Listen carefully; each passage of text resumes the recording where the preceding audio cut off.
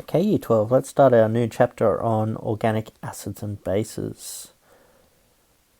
So our inquiry question, what are the properties of organic acids and bases? And we're going to look at some reactions of them too. Okay, so there's our syllabus dot points, only a short amount, but there is an important practical in this one. Okay, so investigate the difference between an organic acid and an organic base. So we already know the definition of an organic compound. Contains a carbon backbone with hydrogens and sometimes oxygens and nitrogens. So acids and bases are, organic acids and bases are those with carbon backbones.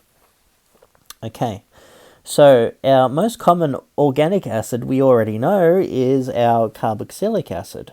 Okay, so these will dissolve in water and form a H plus or a hydronium. Okay, so here I've got ethanoic acid reacting with water, and it's forming the ethanoate ion and hydronium, and it's in equilibrium there. So I'll put an equilibrium arrow there. They're weak acids, we already know that. So it lies mainly over to this side, but it's still a significant amount that ionizes.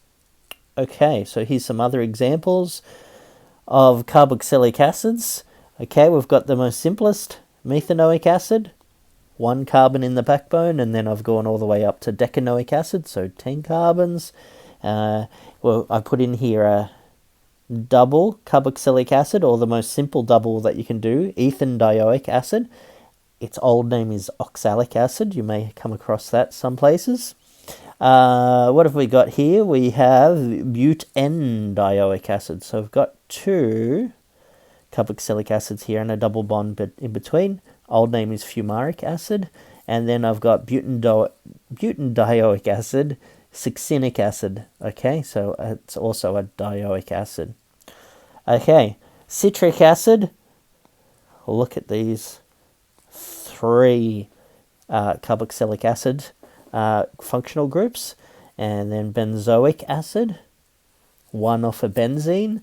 And then we've got the 2-acetoxybenzoic acid, or aspirin. Okay, so we've got 1 carboxylic acid here, and we don't have one here, notice. Okay, that's not one there, but we'll get on to what that is. Okay, all right, so there's a compound interest little thing on citric, malic, and tartaric acid, those fruit acids, just for a little side note there.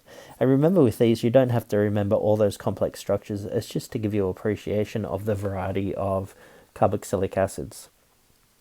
Okay, our most common organic bases we've already learnt about in the last few chapters. Amines and amines are bases. Okay, they're bases because they react with water and they leave hydroxides. So here's methanamine, something nice and simple, and water goes to the methynammonium. Okay, the H comes over here, so we get like an ammonium on that. So the amine turns into an ammonium, and we're left with the hydroxide. Okay, so here's just a variety of amines. And did I put in amides? Oh, I did here. So we've got N-ethylpropanamide,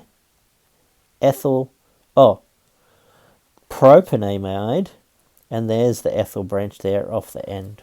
Okay, trimethylamine, 3 methyls coming off there, and dimethylamine. Okay, so organic acids and bases are not too difficult. We've already learnt about them. It's just you connecting that concept and being able to do a dissolution equation or a reaction with water there. Okay, here's a little black slide way beyond the syllabus. Some of the most important organic bases are the 4 DNA bases, so adenine, cytosine, guanine, and thymine.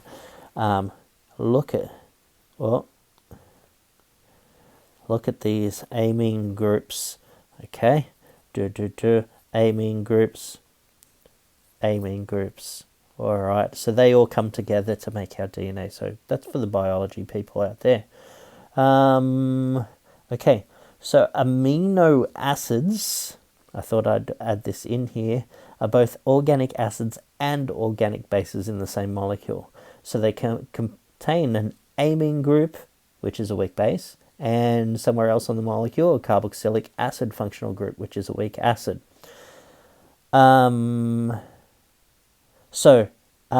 will happen if you get two of the amino acids moving next to each other? You'll get a reaction between the two, and it forms an amide. Okay, so a carboxylic acid plus an amine react to form an amide. We'd call this, once it starts happening in many cases and forms a long chain, we get a polyamide, and we'll talk a little bit more in depth of poly stuff in the next chapter.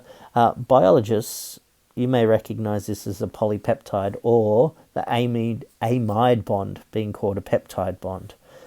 So polypeptides bond together to make these things called proteins, which we know as chemists are large and complex organic molecules that fold into a specific shape to do a specific job in living things. That's as deep as we go. Okay, so in my diagram here, I've got a amino acid and the same one next to it. What happens is they come close together, and these red OH and H come away, and you form a bond across there, and it forms a new amide bond, or as biologists call it, a peptide bond, and water is the byproduct there. Okay, that's all I got to say about common organic acids and bases. Next video we'll start talking about esters.